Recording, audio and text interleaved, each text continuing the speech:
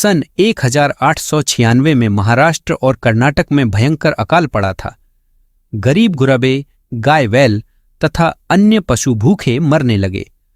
बीजापुर की तरफ के एलमाण जाति के कुछ लोग पेट भरने के लिए कोल्हापुर राज्य के चिंचली गांव में आकर रहने लगे।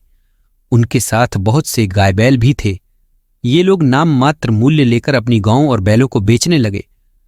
कसाईयों के लिए तो यह मौका ही था। 4 आने से लेकर 12 आने तक में गाय बैल बिके और कसाई उन्हें डंडे मारते हुए ले जाने लगे। गाय बैल एक तो भूखे थे, दूसरे उन पर डंडों की मार पड़ने लगी। गायों से एक कदम भी चला नहीं जा रहा था। रास्ते में हनुमान जी का एक मंदिर मिला। इन गाय बैलों में से एक गौ शायद हनुमान जी को अपना रक्षक जान झुंड में से निकलकर हनुमान जी के मंदिर के सामने जाकर बैठ गई। कसाईयों ने उसे मार मारकर उठाना चाहा, पर वह नहीं उठी। उस पर इतनी मार पड़ी कि 60-70 जख्म हो गए और उनमें से रक्त बहने लगा। नेत्रों से आंसुओं की धारा चल ही रही थी। अति दीन होकर वह चारों ओर ताक रही थी कि कोई माई का लाल आकर छुड़ाएगा। गांव के एक रईस सुल्तान बालगौड़ा पाटिल वहां आए तो उनसे गाय का ये हाल देखा न गया। उन्होंने कसाईयों को बहुत समझाया, पर उनके निर्दय हृदय न पसीजे। तब पाटिल गांव के लोगों को बुला लाए। गांव के लोगों ने सब गौओं को असली खरीद से अधिक मूल्य देकर छुड़ा लिया, पर उस बैठी हुई गौ को खरीदने के लिए कोई तैयार न हुआ। तब पाटिल ने स्वयं उसे 12 आने में खरीद लिया। गोमाता, अब उठो पाटिल के यह कहते ही वह उठकर खड़ी हो गई। सब लोग आश्चर्य करने लगे।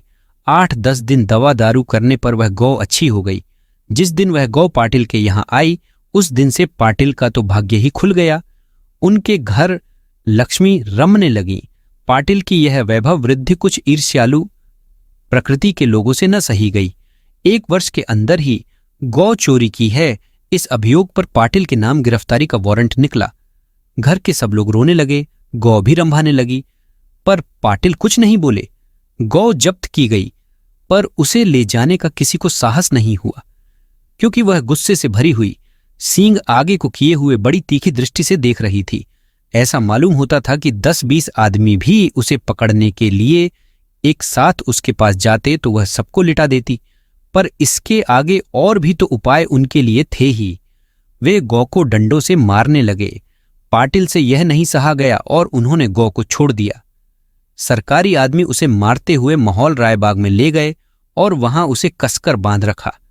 गौ ने खाना पीना छोड़ दिया और वैसे ही बिना कुछ खाए पिए 8 दिन जहां की तहां खड़ी रही।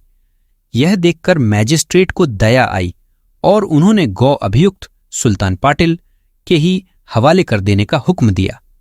अभियोग झूठा था।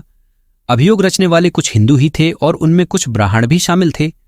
पास के ही एक गांव का महार इस काम के लिए खड़ा किया गया था। उसी को फरियादी बनाकर उसके द्वारा यह मामला दायर कराया गया था। पुलिस इंस्पेक्टर ने पाटिल से सबूत मांगा तो उन्होंने सब सच्चा हाल उन्हें सुना दिया और कहा कि मेरे पास और कोई सबूत नहीं है। पुलिस इंस्पेक्टर ने सच्चे झूठे की पूरी जांच कराई। फरियादी महार उस गांव को जिस पास के एक गांव के महार से खरीदी बतलाता था, उस गांव में यह गांव छोड़ दी गई, पर वह गौ न तो उस बेचने वाले महार के घर गई, न फरियादी महार के घर, बल्कि वहां से 6 मील के फासले पर चिंचली गांव के इन सुल्तान पाटिल के घर सीधी चली आई। अंत में सत्य की विजय होती ही है। सरकारी हुक्म से सम्मान के साथ वह गी पाटिल के घर पहुंचाई गई। गौ को और सबको बड़ा आनंद हुआ। इस गी ने पाटिल को 4 बछड़े और 3 बछियाएं दी। वह स्वयं रोज 3 सेर दूध अंत तक दिया करती थी। मृत्यु के दिन वह गी रोज की तरह चरने गई और चरते चरते एकाएक नीचे बैठ गई और स्वर्ग को सिद्धार गयो। पाटिल ने उसकी स्मृति में एक समाधि मंदिर बनाया है। उस गौ के वंश का अच्छा विस्तार हुआ है।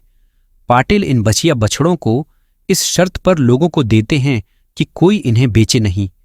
इस प्रकार पाटिल की गोभक्ति का फल सबको मिल रहा है। गौ सेवा में कितना अद्भुत चमत्कार है। गौ को पशु मानना अपराध है। गौ माता तो वाकई माता है।